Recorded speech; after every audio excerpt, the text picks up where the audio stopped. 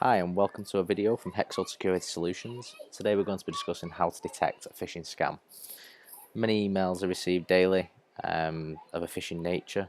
Some appear to be from Apple, your bank, saying you've won money with invoices. Some of them have got invoices attached.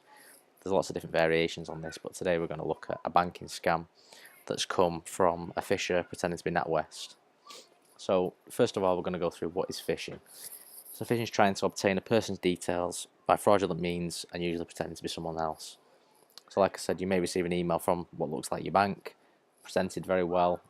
In the past, the English was very broken, and it stood out to someone who was reading the email carefully that it wasn't actually from a bank. But now it tends to be very well written. The logos are all correct. Everything's up to date. As you'll see in the example that we've got, they even use the correct people's names that work for the bank to make it more believable. So we're going to look at why does it work. Well, it relies on people's trust. So if we see an email that looks like our bank or a trusted retailer that we tend to use, the logos look correct, the wording's right, then it must be genuine, I suppose. We're going to look at some signs that you can look at spotting the email and how we can stop clicking on these things by accident. Obviously, if you bank with NatWest and you got an email from HSBC, it might stand out to you and think, well, it's probably not genuine, but if it's from the correct bank, which one day it will be, then this is why people get caught out. So we're going to look at some examples and talk through what we can safeguard to do against this. So in the first screenshot we've got here, this is the beginning of an email from what appears to be NatWest that was sent to me recently. The branding looks right, the colouring, the logos, seem very well written English. It says dear customer, so it's not very personal, but you may expect your bank to, in an email, maybe not use your first name, so that's not anything out of the ordinary.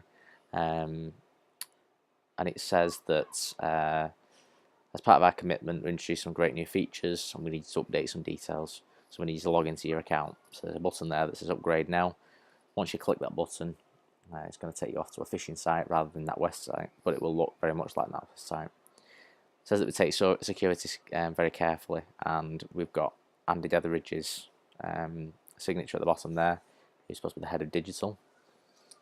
As we scroll down the email a bit further, we can actually see that they've even included fraudsters may claim to be our bank, and if you've got any concerns, email phishing@natwest.com. It's ironic considering this is a phishing email, but it makes it all the more believable. A quick Google search of Andy Detheridge shows that he does in fact work for NatWest, which again makes the whole thing look a bit more believable if you wanted to check up on something like that.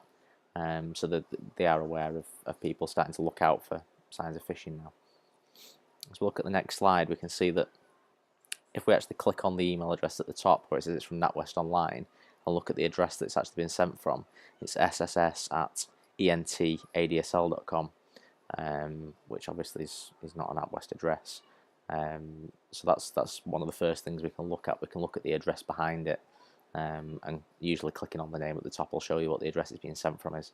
If that's not a netwest.com address, then we'd expect that straight away there's something amiss there, and we should definitely delete the email. When we look a bit further into it, we're actually looking at where that link takes us now. Now, I wouldn't recommend you ever click any of these links in the phishing emails that you get, because they can put all sorts of harmful malware, viruses, trojans, ransomware on your machine. We've done it in a very controlled environment, and we've done it through some software that replays the website very slowly, and we can be very controlled over everything we click. Now, the first thing we spot when we look at this is it looks, for all intents and purposes, to be a NatWest site. We've got access to the personal, private, business and international sections like we would on the homepage, and it's asking for our customer number. Nothing looks strange or amiss there, it's just asking for the customer number. As we scroll down, if we look at the copyright notes at the bottom, we see that the copyright's actually out of date, showing us 2005 to 2015, so we're a year out of date at the time of this video. Something they've not bothered to check and update. So someone like NatWest would never have an out-of-date copyright notice, so that's something that stands out straight away to us.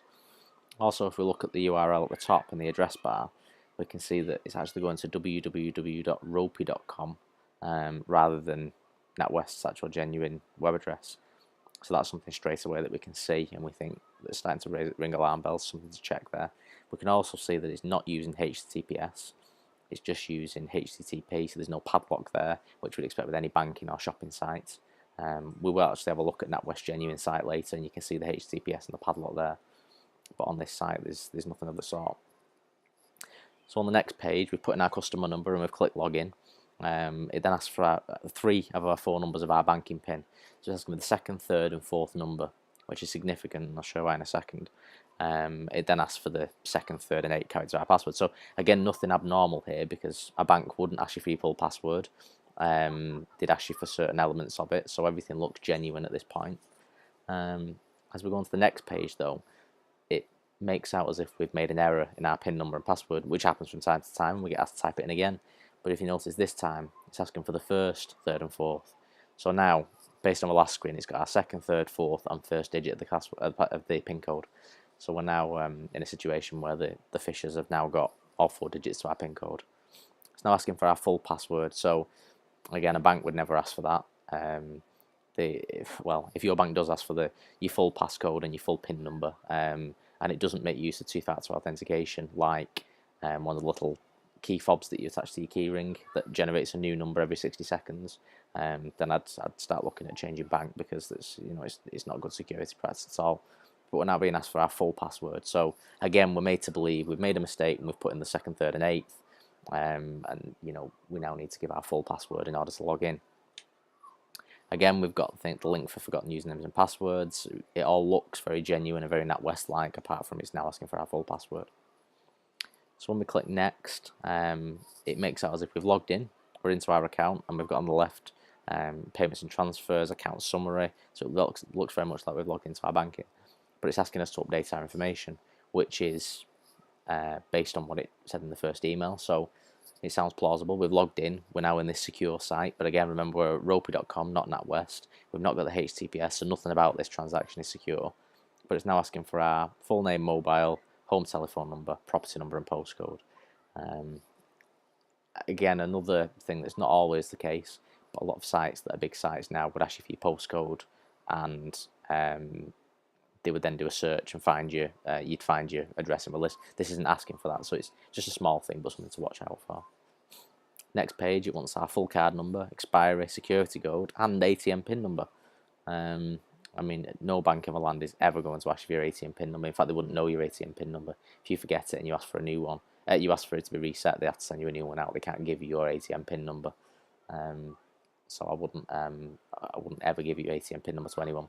Again, your card number, expiry, and security code, they know all them details. They don't need you to provide them for them. It's not asking you to prove who you are in any way. You've already logged in. They trust who you are by this point, so you shouldn't be giving any of that information out. And then on the last page, we've got a look at NatWest's actual website, because once we click next, then it sends us to the NatWest Genuine website. So it makes out as if something's gone wrong. It's logged us out and we need to log back in. So we click login, it'll ask for our details, and it will genuinely log us into our bank account there. So you might have filled all these details in, click next, think I've been logged out, re-log in, and never be aware that your details have been stolen in the first place. It doesn't send you a big message at the end saying got you and we've got your details now. It just puts you back to the NatWest site and everything appears normal. But the big differences here are that straight away, we're at personal.natwest.com, we're not the ropey.com anymore. We've got the HTTPS protocol instead of HTTP, so it's a secure transaction. All your details are being securely sent to NatWest.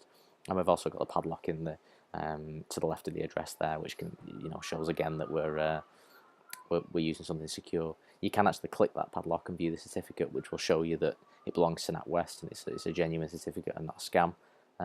But as you can see, the difference between the genuine page and the phishing scam page is very, very minimal, and it's been very well designed and crafted, and the wording is very very up to date. There's nothing that looks amiss, so it'd be quite easy to be duped by it, really. Okay, so if we look at the summary points, a couple of things that we need to check for when we're looking out for a phishing email. We need to check the sender's email address, and that's by either clicking on it or right-clicking on it and clicking properties, and it should show us the sender's email address, making sure that's coming from a NatWest address or wherever. It's not coming from a random address like ours was. The other thing I'd say is if you are in any doubts, copy the link, don't open the link. So don't click the link where it says verify your account, right-click it and click copy link, and paste that into your address bar of your browser, be that Internet Explorer, Firefox, Chrome, Safari, whatever it is you're using. paste that in there and have a look at the address. Don't press enter, just paste it in there and have a look at the address. Is it taking you to personal.netwest.com, or is it taking you to ropey.com or wherever? If it doesn't look like the genuine address, don't press enter, don't click the link, because as I said, you could end up with, as well as losing your banking details, you could end up with a virus on your machine, so it's not a good idea to do that. When we get to the site itself, make sure that we've got the HTTPS and the padlock symbol. Any sort of shopping site or banking site will have the HTTPS symbol there. It's a great security check for you to follow. Remember that a bank can never email you asking if you update your details. They may ask when you've logged into the banking, your banking routinely next time. We need to update some details. Can you fill them in? But you've not been guided there in any way. They've just said, you've logged in, we've noticed, is your phone number correct, is it up to date?